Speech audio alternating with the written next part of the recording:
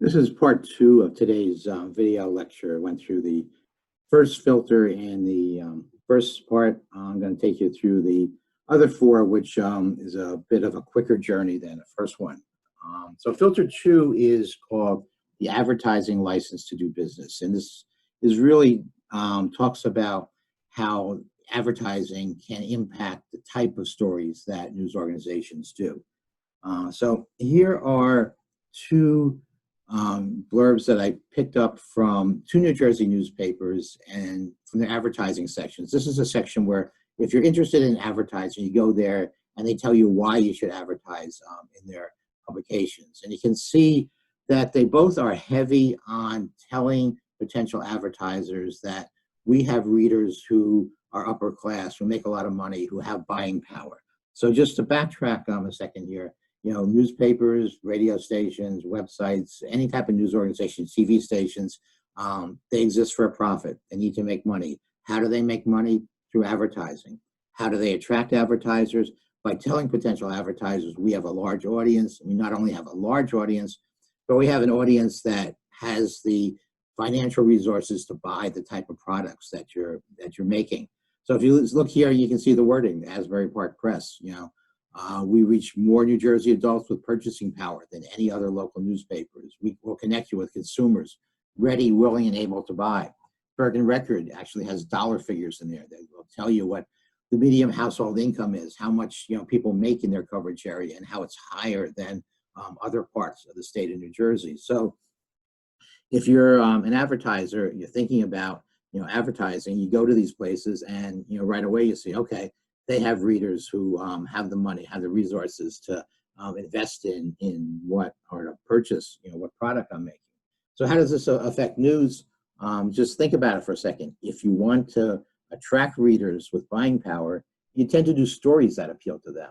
So there's a tendency to do stories that appeal to upper class people, people with buying power, people with money. More of those stories, less stories about middle class families, working class families, poor people, people of color, so that the news gets tilted that way because there's more of a emphasis on writing stories that are going to attract people who are the people who your advertisers want to reach. Next filter is called sourcing the mass media news, and you'll notice on the cover slide, and I have it on the last one too, I've kind of reworded a bit the way that they describe the filters. But in short, sourcing the mass media news is what's known as a symbiotic relationship between journalists and the people they cover, most notably governments. And the example that I always use goes back to when I worked in the New Jersey State House. On the second floor, not quite sure if it's still laid out that way, but for a long time, there was a rotunda. On one side of the rotunda, where all the offices where news organizations, worked. All the State House reporters had little offices in there. Right across the hallway was the governor's press office. So it worked well for everybody involved. If you're a reporter and you need a comment, you need to know how the governor feels about a bill. What's he going to do about something going on in the city and the state? All you need to do is to walk across the hallway. The governor's press office is there. You can talk to a press secretary, get your answer. You have that access, which other people don't. On the other hand, if you're in the governor's office, the governor's press office, and you want to get the word out about something the governor's doing, about a new proposal, all you need to do is walk across the hallway. And there were, at least when I was a reporter, probably 24 or so, journalists there. Because of what's happened in the industry, there's a lot fewer journalists there, but you still had that access that other people didn't have. The governor worked on the first floor. If the governor held a press conference, all that those reporters had to do to cover the press conference was to walk downstairs. They didn't have to think about, is this press conference an hour away? Is it worth it for me to drive there? That sort of thing. So that, the reporters had access to a lot of things that were making news. The newsmakers, the governor's office had access to a lot of journalists who they can get their stories out quickly. And the White House is set up much the same way, with reporters in the White House having their offices. They have access, to the president, staff people, to press people. Okay? The downside of this is if you're outside of the symbiotic relationship, you don't have that same access. If you're a grassroots organization, and I'll use New Jersey again, that maybe you're operating in another part of the state that's an hour or so ride, and you have what you think is a really good press conference or something you're going to announce, you have to convince an editor or reporter that it's worth their time to drive there, to invest an hour to get there, an hour to cover the story, and maybe an hour to go back, when they could have used that 3 hours more efficiently if they were, back in their offices. So the end result is there tends to be kind of an over coverage of what government does, and maybe a lack of coverage of what some other organizations do. A good example is, think about St. Bonaventure and where we're located. There's been a lot of stories recently about colleges, especially with how they're dealing with COVID. The Buffalo television stations are not coming down to St. Bonaventure to do a story unless we have some horrible outbreak, which we obviously, we hope doesn't happen. But if they need to get some comments from students, if they need to know what colleges are doing, they have a bunch of colleges right in their, coverage area, right in their backyard, UB, Buff State, Canisius, Niagara, a couple more smaller colleges. So that's where they're going to go. It's more efficient. They don't have to send a reporter down here, take a lot of time when they can just, send someone out maybe, 15, 20 minutes away from their offices and get those stories. So going back to the need to turn a profit, if you think about it from a corporate standpoint, you're going to do what's more efficient, what's going to cost you less money, what's going to cost you less time. Fourth filter is called FLAC and the enforcers. And this more or less talks about some instances where journalists may not do a story because of the repercussions, which may sound odd because I'm sure you've seen a lot of very aggressive reporters, and there's great journalists, and I don't want to diminish any of the great work that people do. They do hold folks accountable. They do take chances. They do take risks. But sometimes there's things that happen, and stories that should be told don't get told. I have two examples in the world of sports. One old one more recent one.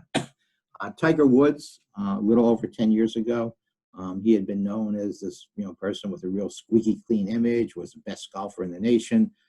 He got in a car accident over Thanksgiving weekend.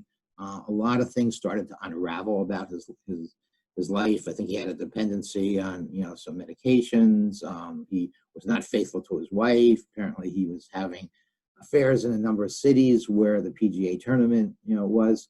And as these stories came out after this accident, a number of people started to question why they hadn't come out sooner. Because if you were a reporter and your beat is the PGA, and if you're traveling with the PGA Tour from city to city, you probably had a pretty good sense of what was going on with Tiger Woods, but you didn't write about it. And I read a column shortly after this happened, and one of the rationales was, what would the repercussions be? If you were to have written that story, what would happen if Tiger Woods suddenly stopped speaking with you? If your job is to cover golf and the top golfer in the nation is not speaking with you, it's going to make your job a lot tougher. Your competition is going to have stories you don't have. So that's probably part of the reason that story never got written. Another part of it is, some people said, why does it matter? Tiger Woods is a public figure because he's a golfer. What difference does it make what he does in his personal life? And, that's an issue we can debate back and forth. And we're actually going to take a close look at that with politicians and elected officials later in the semester. A more recent example kind of follows the same pattern. We're all familiar with what happened with the Houston Astros, how there was a big sign stealing scandal. And kind of the same thing happened. The story broke, I believe, when one of the Astros was traded to another team and talked about what they were doing to steal signs. And people questioned, what about the Houston Astros beat writers? Didn't they know this was going on? And I suspect they probably did, but they didn't write the story because, what's going to happen if your job is to cover the Houston Astros and some of their star players suddenly aren't going to talk with you? It's going to make your job, difficult, if not impossible. So that's kind of how that term FLAC and the enforcers, works. Last one, I simply call fear. In the essay that Herman and Chomsky wrote, and they wrote it in 1988, they were talking about fear of communism. And at that time, there was tremendous fear of communism, to the point where they said no one was going to write a story that not just maybe that was favorable to communism, or that even hinted that there might be some good elements in what some of the people involved with communism were doing. They just stay completely away from it. And that was 1988. I read the propaganda model probably in 2004, I believe. And at that time, my professor said, yeah, communism no longer is that big a threat, but just substitute the word for terrorism for it. Journalists are going to be reluctant to write anything that maybe questions what we're doing to fight terrorism, that sort of thing.